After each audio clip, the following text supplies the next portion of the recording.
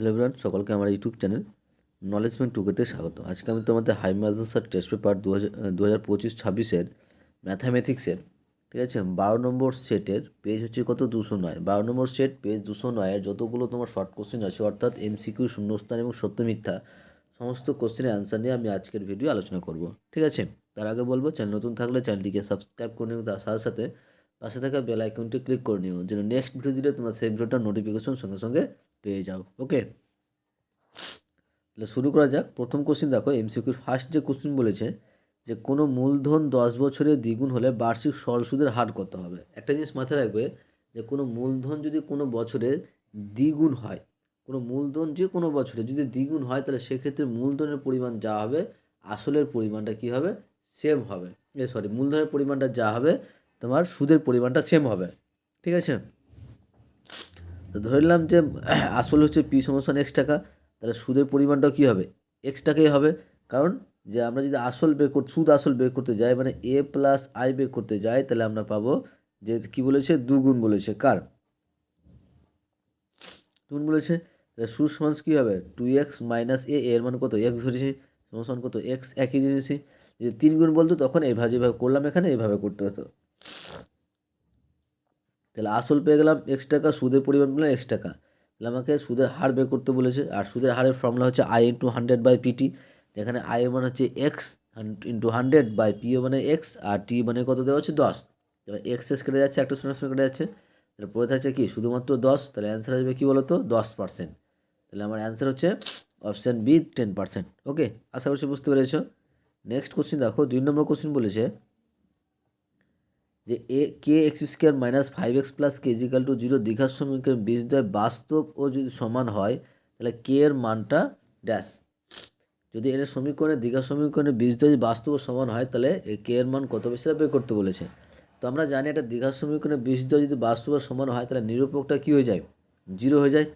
নিরূপকটা 0 হয়, নিরূপকটা কোনটা, নিরূপকটা হচ্ছে এটা বি স্কোয়ার মাইনাস 4ac, এটা হচ্ছে নিরূপক। আর এই টার্মটা কী হয়ে যায়, 0 হয়ে যায়। কখন, যখন দ্বিঘাত সমীকরণে বীজদ্বয় বাস্তব ও সমান হয়।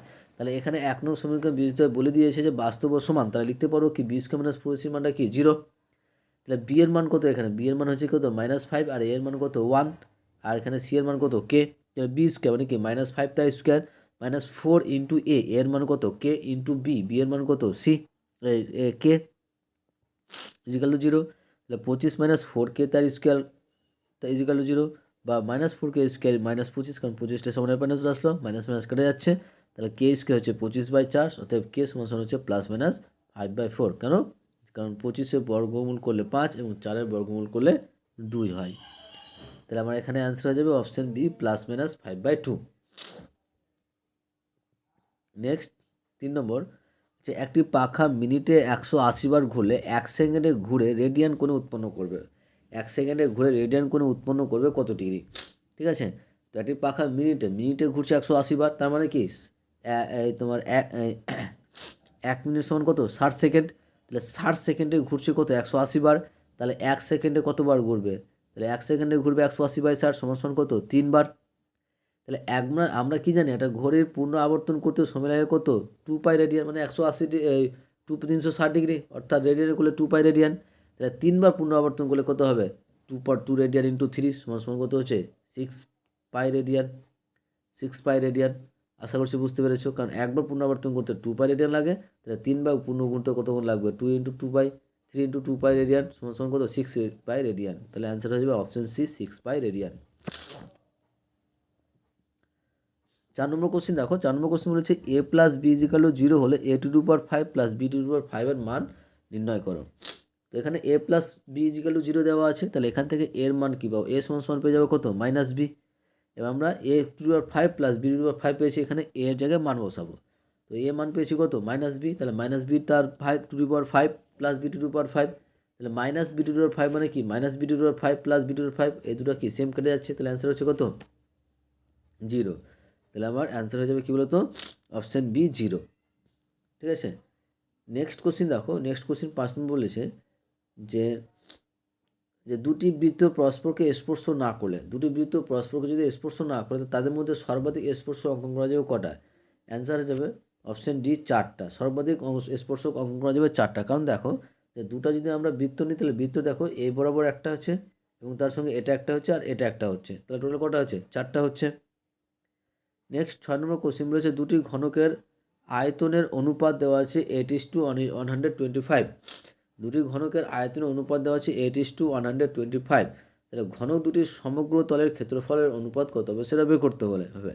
ঠিক আছে, তো ঘনকের আয়তন বের করতে আমরা বাহুর দৈর্ঘ্য দরকার। তো ধরলাম যে ঘনক দুটির বাহুর দৈর্ঘ্য যথাক্রমে A1 এবং A2। শর্তাংশে রেখে দিচ্ছি কারণ দুটো ঘনকটা কি বলেছে, ঘনকের অনুপাতটা দেওয়া আছে 8:125। তাহলে যখন ব্যাসার্ধ যখন দৈর্ঘ্য বাহুর দৈর্ঘ্য A1 তখন আয়তন কি হবে A1 কিউব, আর যখন A2 তখন আয়তন হবে A2 কিউব। আর এই দুটোর ঘনক দুটোর অনুপাত বলে দিয়েছে 8/125, 8:125। তাহলে A1/A2 তার স্কোয়ার কিউব সমান কি 2/5 তার কিউ লিখতে পারবো। তাহলে কিউ কিউ কেটে যাচ্ছে, তাহলে A1/A2 সমান কত পেলাম 2/5। ঠিক আছে, A1/A2 সমান পেলাম 2/5। তাহলে সমতলের ক্ষেত্রফল করতে বলেছে, তো সমতলের ক্ষেত্রফলের অনুপাতটা কি হবে? যখন যখন যখন বাহুর দৈর্ঘ্য A1 তখন সমতলের ক্ষেত্রফল 6A1 তার স্কোয়ার, আর বাই 6A2 তার স্কোয়ার যাবে।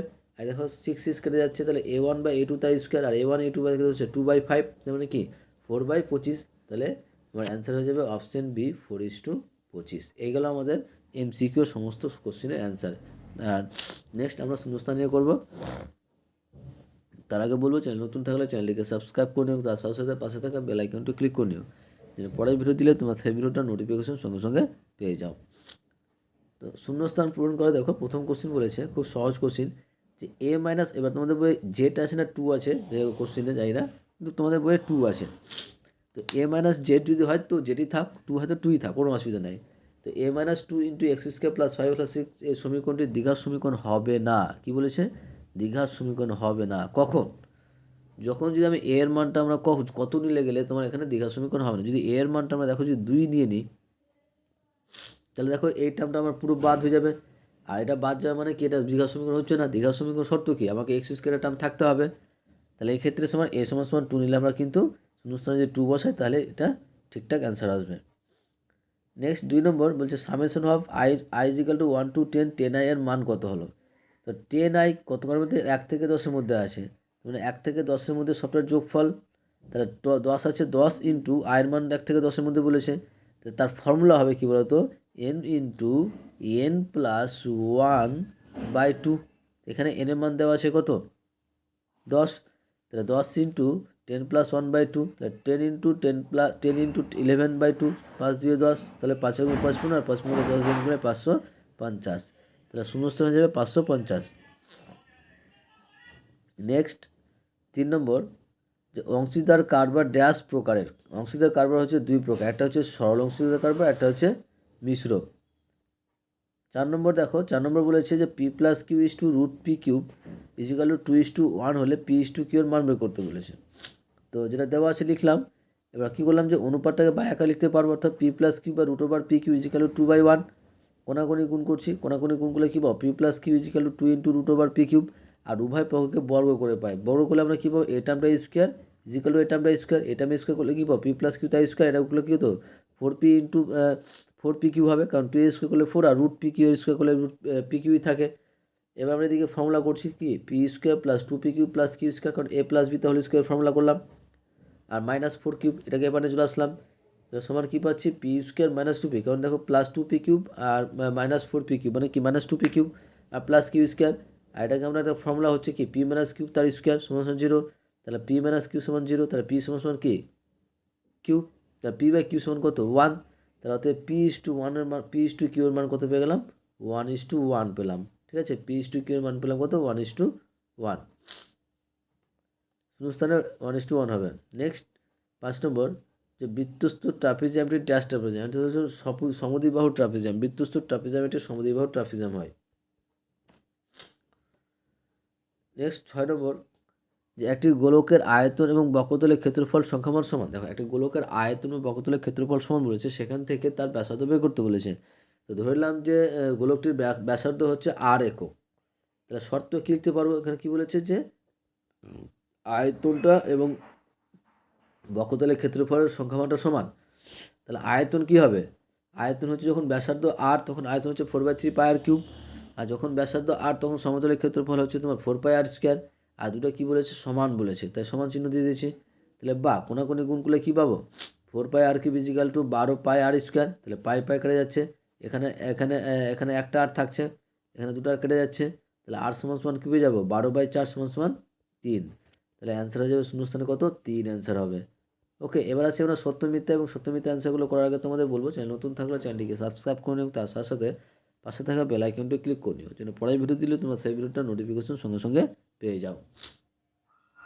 এখানে বলেছে যে a:b সমান সমান 4:5 এবং b:c সমান 6:7 হলে a:2 এর মান নির্ণয় করতে বলেছে। যদি এরকম থাকে তাহলে সিম্পল a/b বের করবো। a:b মানে কি, a/b লিখতে পারবো, i= 4/5। একই রকমভাবে b/c সমান সমান 6/7। এবার কী করবো, a/b গুণিত b/c করে নিচ্ছি। তাহলে a/b গুণিত b/c = তোমার 4/5 × 6/7। এদিকে তো কাটাকাটি যাচ্ছে না, তাহলে এদিকে তোমার এখানে তোমার বিবি কেটে যাচ্ছে, তাহলে a/c সমান কত, 24/35। অতএব a:c সমান কত, 24:35। এটার অ্যান্সার কী হবে, মিথ্যা হবে, কারণ এখানে কি বলেছে, 35:24 বলেছে। a:c এর মানটা বলেছে 35:24, কারণ এখানে 24:35 পেয়েছে। এটা অ্যান্সারটা কী হবে, মিথ্যা হবে। নেক্সট 2 নম্বর,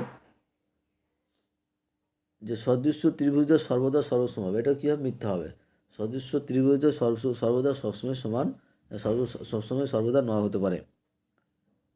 নেক্সট 3 সেমি, 4 সেমি ও 5 সেমি ধার বিশিষ্ট তিনটি ঘনককে গলিয়ে নতুন ঘনক তৈরি করলে তার ধার কত হচ্ছে, 12 সেমি বলেছে। তো নতুন ঘনকের আয়তন কী হবে, প্রত্যেকটা স্কোয়ারের যোগফল, তো 3 প্লাস 4 প্লাস 5 তো যোগ করলে আমরা পাবো 216। 216 ধার বের করতে যাবে, তাহলে কী পাবো, 3√216। এটা পাবো কত, 6 সেমি। আমার এখানে কত দেওয়া ছিল, 12 সেমি দেওয়া, পেলাম কত, 6। তাহলে এটা অ্যান্সার কী হয়ে যাবে, এটা অ্যান্সারটা হবে মিথ্যা হবে। নেক্সট 4 নম্বর বলেছে যে সূর্যের উন্নতিকোণ 45 ডিগ্রি হলে একটি লাঠির দৈর্ঘ্য তার ছায়ার দৈর্ঘ্য সমান হবে। এটা কী হবে, সত্য হবে, ঠিক আছে। সূর্যের উন্নতিকোণ যদি 45 ডিগ্রি হয় এবং লাঠির দৈর্ঘ্য তার ছায়ার দৈর্ঘ্য যদি সমান হয়, তাহলে সেক্ষেত্রে কিন্তু উন্নতিকোণটা তোমার সেম হবে। উন্নতিকোণ বলছি, লাঠির দৈর্ঘ্য ছায়ার দৈর্ঘ্য দুটো সমান হবে। নেক্সট 5 নম্বর, যে যদি n যদি যুগ্ম সংখ্যা হয় তবে মধ্যম হবে n/2 তম এবং n/2 - 1 তম পর্যবেক্ষণের গড়। এটা কিন্তু ভুল হবে। অ্যান্সার হতো যে n/2 তম পদ এবং n/2 + 1 তম পদ, এখানে প্লাস দিতে হতো, তাহলে ঠিক হতো। তাহলে এটা অ্যান্সার হবে কী বলতো, মিথ্যা হবে। 6 নম্বর এবং এই ভিডিওর এই ক্লাসের লাস্ট কোশ্চেন বলার আগে তোমাদের বলবো, চ্যানেল নতুন থাকলে চ্যানেলটিকে সাবস্ক্রাইব করে নিও, তার সাথে সাথে পাশে থেকে বেল আইকনটি ক্লিক করে নিও, যেন পরের ভিডিও দিলে তোমরা সেই ভিডিওটা নোটিফিকেশন সঙ্গে সঙ্গে পেয়ে যাও।